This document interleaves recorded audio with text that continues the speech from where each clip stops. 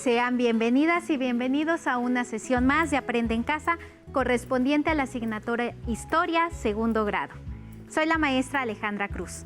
Es para mí un gusto acompañarlos el día de hoy. Espero que ustedes y sus familias se encuentren muy bien. Aunque ha sido un año difícil para todos, estoy segura que continúan esforzándose para seguir aprendiendo desde sus casas a través de esta modalidad a distancia. ¿Qué tal? Yo soy el maestro Víctor Mota. Recuerden que no debemos bajar la guardia. Mantengamos las medidas de sana distancia e higiene, como el lavado continuo de manos durante al menos 20 segundos y el uso de cubrebocas de manera correcta. Al cuidarse ustedes, cuidan a los demás. La sesión del día de hoy continuaremos nuestra revisión acerca de los roles que desempeñaron las mujeres en la Nueva España. Nos enfocaremos en reconocer las características de la vida en los conventos, particularmente la de las mujeres y su relación con la educación, el arte y la ciencia de la época. Antes de iniciar con nuestro tema, les invito a tener cerca su libro de texto y cuaderno de la asignatura. También lápiz o bolígrafo y colores para registrar las ideas principales, así como las dudas y reflexiones que les surjan. No olviden compartir sus avances con su familia y profesores. Si ya están listos, comenzamos. Como vimos en la sesión anterior, dentro de la sociedad novohispana, las mujeres vivieron bajo diferentes condiciones, determinadas por el poder, el acceso a la educación y la cultura, los valores religiosos y principalmente por el estrato socioeconómico al que pertenecían. Señalamos que en su horizonte vital había dos caminos socialmente aceptados, el matrimonio o la vida religiosa. La sesión de hoy nos enfocaremos en revisar las características de la vida conventual femenina. De acuerdo con Rosalba Loreto, los conventos femeninos surgieron de la necesidad de albergar y educar a españolas y criollas que, por vocación, orfandad o pobreza, no habían contraído matrimonio. En la Nueva España se fundaron 57 monasterios femeninos de diversas órdenes en ciudades principales como Puebla, Valladolid, hoy Morelia, Guadalajara, Antequera, hoy Oaxaca, Mérida y la Ciudad de México. La fundación y patrocinio de los conventos femeninos tuvo estrecha vinculación con los sectores sociales más adinerados, para quienes la vida religiosa brindaba la certeza de que en los conventos se resguardara la castidad y pureza femenina de sus descendientes. Tener una monja en la familia era sinónimo de prestigio social. Por ello, era común que familias españolas y criollas ingresaran a sus monasterios a sus hijas, hermanas y madres viudas. Un ejemplo de este fenómeno es la fundación del convento de San José de Gracia en la Ciudad de México. De acuerdo con Nuria Salazar, el convento fue patrocinado por Fernando Villegas, rector de la universidad, con la intención de que allí profesaran sus 8 hijas y su suegra. Otra fundación particular fue la del convento de Jesús María, también en la Ciudad de México.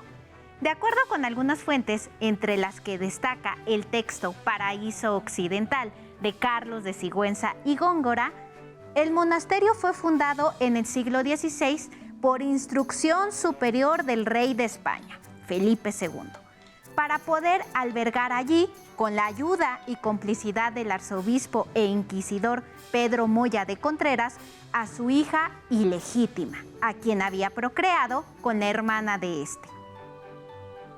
La pequeña llegó a la Nueva España a los 2 años de edad. Fue bautizada con el nombre de Micaela de los Ángeles y atendida por las monjas. Poco después de cumplir 13 años, perdió completamente la razón. Los conventos femeninos eran espacios de interacción social donde convivían mujeres de distintos niveles socioeconómicos y etnias. En ellos habitaban monjas, en su mayoría de origen peninsular y criollo, y otras mujeres que ingresaban para servir, ayudar o ser educadas por las religiosas. Entre las seglares había españoles pobres, criollas, indígenas, mestizas y negras. Algunas de las órdenes religiosas novohispanas más importantes fueron concepcionistas, clarisas, que pertenecieron a la orden franciscana, agustinas, dominicas, capuchinas y carmelitas. Desde la perspectiva de los valores de la religión católica, una monja se convertía en la esposa de Cristo. Por ello era muy importante que las aspirantes a religiosas cumplieran ciertos requisitos. Como explica Nuria Salazar, para que una joven ingresara a un convento debía estar bautizada, garantizar su virtud y limpieza de sangre, es decir, que no tuviera ascendencia judía o musulmana, manifestar su ingreso voluntario, aunque en ocasiones las señoritas profesaban por imposición familiar y no auténtica devoción. Tener 15 años de edad al momento de iniciar el noviciado y pagar la dote para garantizar su manutención. El noviciado era un año de preparación previo a la toma de hábito. Durante este tiempo se ponía a prueba la vocación de la novicia, como se denominaba a las futuras esposas de Cristo, y su capacidad para adaptarse a la disciplina del convento. Según la orden a la que se pertenecieran, las reglas conventuales eran más o menos estrictas. Por ejemplo, las concepcionistas profesaban una regla o sometimiento suave. Esto implicaba que las monjas tenían celdas particulares, podían contar con personal para su servicio y portar joyas, mientras que las teresianas, pertenecientes a la orden de las carmelitas descalzas, seguían una regla rígida que implicaba la renuncia a todo bien material y mortificaciones espirituales y corporales, como la autoflagelación. Cuando una novicia terminaba su año de preparación, se llevaba a cabo una ceremonia de consagración de votos. Este era un ritual muy solemne que representaba el momento en el que las jóvenes abandonaban la vida mundana para convertirse en esposas místicas de Cristo. A continuación, les pido que vean detenidamente las siguientes imágenes. ¿Qué observan? ¿Qué diferencias se encuentran entre las mujeres representadas? Para poder responder a estas preguntas, contamos con la participación de la alumna Carol Romero. Adelante, te vemos y escuchamos. ¿Qué tal, maestros Alejandro y Víctor? Observo que en ambas imágenes se representan monjas que portan su hábito y coronas con flores sobre sus cabezas. La religiosa de la izquierda es joven y se encuentra de pie. En una mano sostiene una palma adornada con flores y en la otra una imagen del niño Jesús. La monja de la derecha está recostada, con los ojos cerrados y en sus manos entrelazadas sosteniendo un ramo de flores. Así es, Carol. Excelentes observaciones. Los cuadros que vemos en pantalla corresponden a un género pictórico de retrato conocido como monjas coronadas. Este género surgió en la Nueva España en el siglo XVII. Se caracteriza por la representación de monjas ricamente ataviadas con coronas adornadas con flores. Los cuadros generalmente se hacían por encargo de la familia de las religiosas. Solían pintarse para conmemorar momentos importantes en la vida de las monjas, como el día que profesaban, cuando cumplían 25 o 50 años de haber ingresado al convento y en su lecho de muerte. En la imagen de la izquierda apreciamos a una monja concepcionista coronada, ataviada con el hábito propio de su orden, es decir, túnica y escapulario blanco, manto azul y estola y toca en color negro. En la imagen de la derecha observamos a otra monja, también concepcionista, en su lecho de muerte. La cabeza de la religiosa reposa sobre un almohadón blanco adornado con crespones de luto. Su hábito es negro. Sobre su hombro izquierdo descansa una palma ricamente adornada con diversas flores. Gabriela Navarro nos explica que las ceremonias de consagración eran rituales llenos de simbolismos, durante los cuales la novicia que llegaba vestida con ropas civiles era despojada de sus prendas para irse transformando en una novia ricamente vestida y adornada antes de tomar los votos y abandonar definitivamente su vida anterior para tomar públicamente como esposo a Cristo. El ritual de ordenación era iniciado con una procesión de la comunidad entera, que se dirigía hacia el coro debajo de la capilla conventual. Las monjas llevaban en sus manos velas encendidas y cantaban coros alusivos a la ocasión. Los dirigía la abadesa o madre superiora. Las monjas portaban sus hábitos de gala, joyas muy complicadas, adornos vistosos y coloridas coronas de flores. A veces eran hechas de cera o papel Llevaban además una palma en una mano y un crucifijo en la otra. Independientemente de la orden religiosa a la que pertenecieran, las monjas siempre debían guardar 4 votos perpetuos, es decir, que debían cumplirlos desde el momento en que profesaban hasta el día de su muerte. Los votos eran obediencia. Además de obedecer las normas impuestas por Dios y por la Iglesia, debían acatar las reglas conventuales. Castidad. Como esposas de Cristo, las monjas tenían prohibido cualquier tipo de relación amorosa o sexual. Pobreza. Debían renunciar a los bienes materiales para llevar una vida humilde como la de Jesucristo. Y clausura. Una vez que consagraban su vida a Dios, no podían abandonar el convento. Incluso al morir, la clausura de las monjas continuaba, ya que sus restos eran enterrados en la cripta del coro debajo del convento. Para saber cómo se vivía al interior de los conventos, y como parte de nuestra sección Leer para reconocernos, les leeré un fragmento del texto Los monasterios femeninos, de Nuria Salazar, contenido en el tomo 2 de la Historia de la Vida Cotidiana en México. Dice así: por interés familiar y público de proteger ese sector dependiente de la sociedad, las comunidades se fueron fundando hacia el interior de las principales ciudades y en casas habitación adaptadas para la clausura. Dentro de los cerrados y altos muros se fue consolidando la práctica simultánea de 2 tipos de vida, uno de estricta observancia y otro de suave yugo. En el primero se encontraba un número fijo de integrantes que organizaban sus actividades alrededor del coro y el claustro, donde se diseñó una cocina para elaborar un menú común, un refectorio con la posibilidad de compartir la mesa, un ropero general, una despensa colectiva, un torno para recibir alimentos, telas y toda clase de enseres domésticos y de uso personal, un traspatio con lavadero, corral y huerta, además de los retretes, y la enfermería. En la planta alta estaban los dormitorios y la botica. El estilo de vida de suave yugo se hizo oficial en 1672 con la orden del arzobispo Fray Payo Enríquez Rivera, que establecía nuevas medidas administrativas.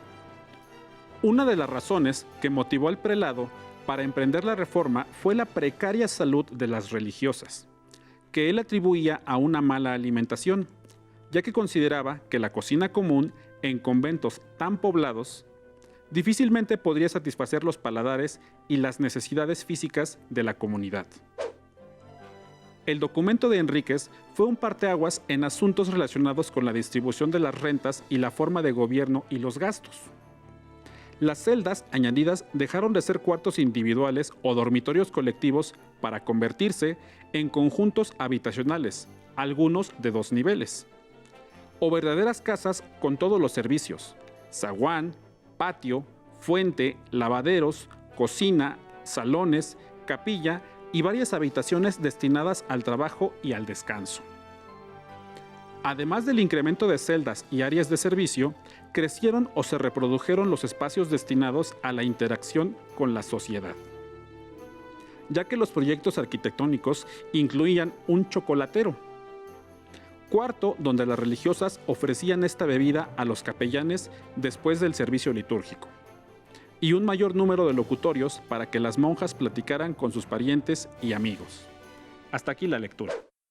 Como podemos deducir de la lectura que acabamos de escuchar, algunos conventos de suave yugo fueron tan grandes o complejos que en su interior parecían pequeñas ciudades que contaban con calles entre los claustros y las casas de las monjas. Además, había plazas, jardines, capillas, ermitas y cementerios. La organización al interior de los monasterios femeninos reproducía la jerarquía y estratificación social novohispanas.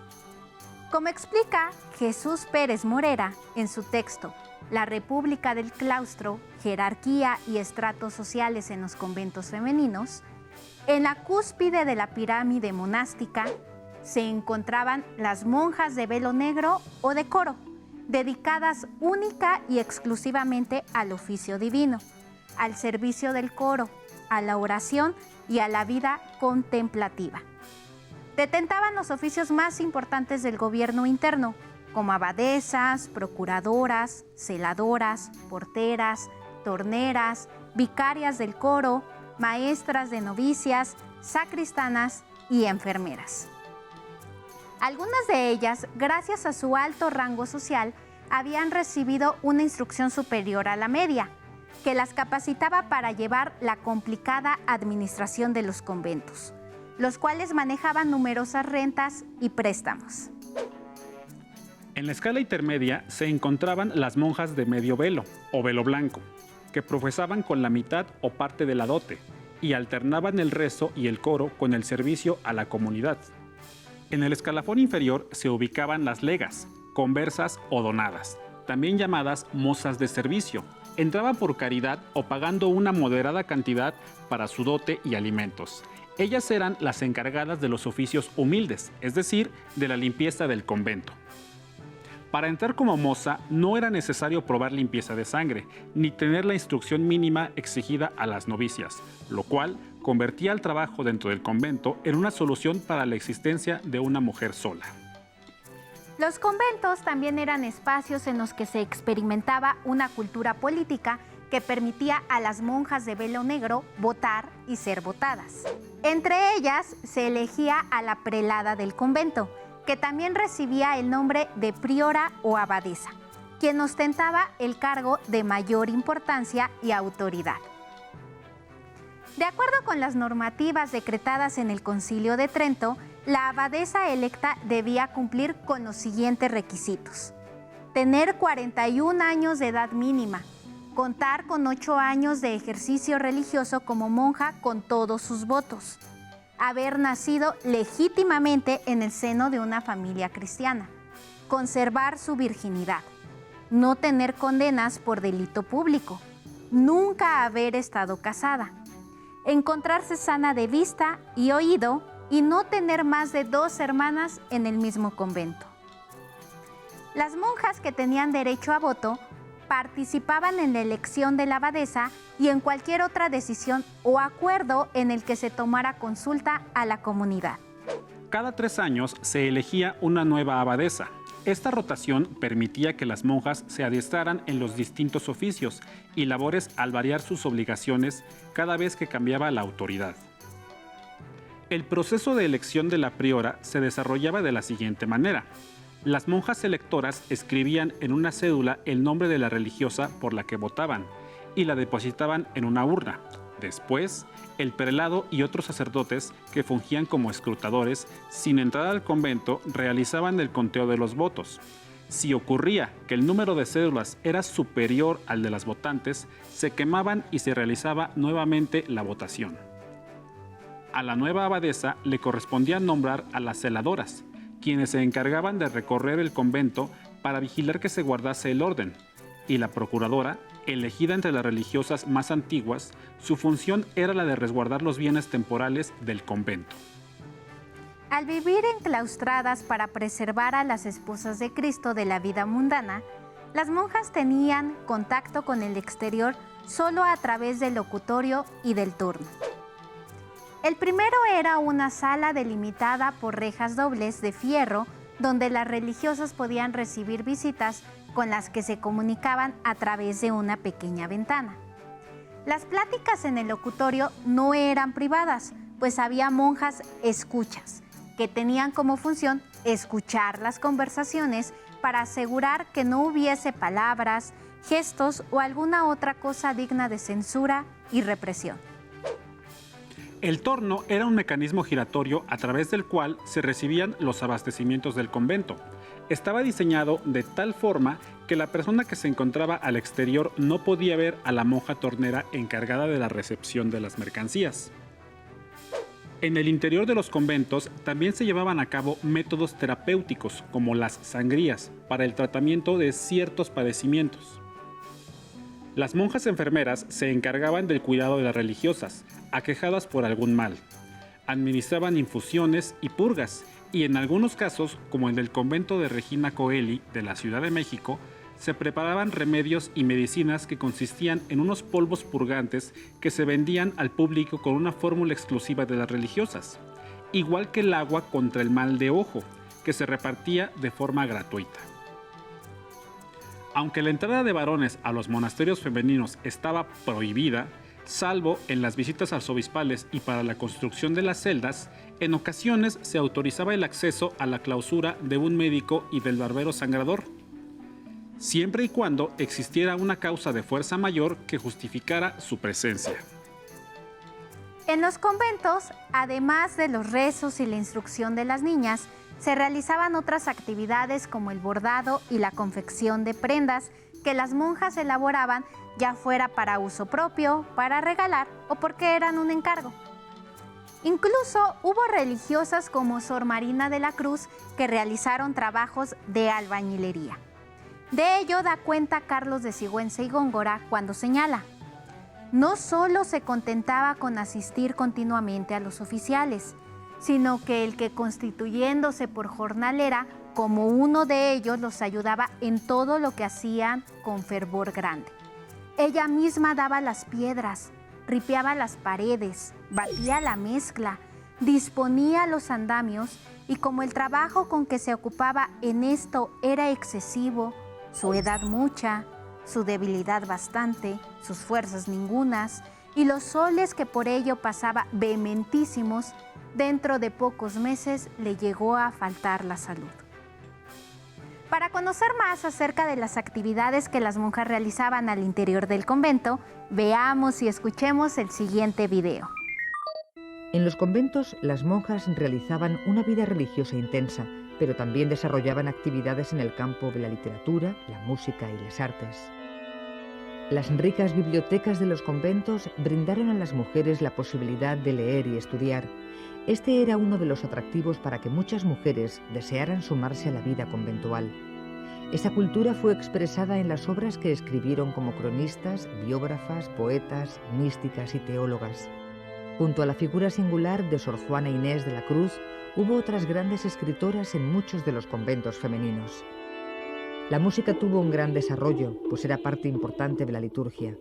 La importancia era tal que a las jóvenes que poseían conocimientos musicales se las eximía del pago de la dote, obligatorio para todas las demás. En los conventos hubo monjas violinistas, arpistas, flautistas, organistas, clavicordistas y compositoras. En algunos casos, las pericias de las ejecutantes eran tan valoradas que a sus interpretaciones en las iglesias acudían obispos y virreyes como si fueran conciertos. A pesar de vivir recluidas en los conventos, las monjas no vivían completamente aisladas de la sociedad. A través de las dobles rejas de los locutorios podían conversar con los visitantes, ya fuesen familia, amigos o personajes ilustres. Los visitantes mantenían al tanto a las monjas de lo que ocurría en el reino. También las visitaban los que deseaban saborear algunos de los productos típicos de la cocina del convento o los que querían encargar algún bordado. Como pudimos ver y escuchar en el video, el caso de Sor Juana Inés de la Cruz, quien poseía una biblioteca particular y se dedicaba al estudio y la escritura, fue extraordinario, pero no aislado. Asunción Labrín señala que la escritura entre algunas monjas fue una práctica común, quienes, a partir del diálogo que sostenían con sus confesores, produjeron textos biográficos, autobiográficos y epistolares principalmente. Algunas también cultivaron otro tipo de escritura, como la poesía, los ejercicios espirituales y algunos tratados místicos, hasta pequeñas obras teatrales. Solo una monja excepcional, como Sor Juana Inés de la Cruz, pudo escribir en todos esos géneros. A lo largo de la sesión pudimos constatar que los conventos femeninos eran auténticos microcosmos en los que se reproducían los valores y prácticas sociales. Se constituyeron como espacios seguros y cerrados para sus habitantes, donde pudieron acercarse al conocimiento científico, a la literatura y la escritura, cultivar el arte, experimentar la gastronomía y participar de procesos electorales. Ahora los invito a escribir una breve narración en la que expliquen cómo era la vida cotidiana de una monja en el virreinato de la Nueva España. Imaginen que viajan en el tiempo y pueden observar todo lo que ahí sucedía sin ser vistos por nadie. No olviden compartir la actividad con sus profesores. Antes de despedirnos, veamos qué pasaba en otras partes del mundo mientras esto sucedía en la Nueva España. La botánica francesa Jeanne Baguette fue la primera mujer en dar la vuelta al mundo, disfrazada de hombre. Tras casi 10 años navegando y visitando distintas regiones, Baguette regresó a París en 1776 con 30 cajas selladas que contenían 5,000 especies de plantas recolectadas durante su viaje alrededor del mundo, de las cuales 3,000 de ellas eran nuevas. Además de las obras y autores mencionados a lo largo de la sesión, pueden consultar otras fuentes bibliográficas, digitales y audiovisuales que tengan a la mano. Por ejemplo, los invitamos a revisar el libro Las Esposas de Cristo, la vida conventual en la Nueva España de Asunción Labrín, y Paraíso Occidental de Carlos de Sigüenza y Góngora. Listo, terminamos, pero aún nos queda mucho por explorar y descubrir, así que nos vemos pronto aquí en Aprende en Casa. Hasta la próxima.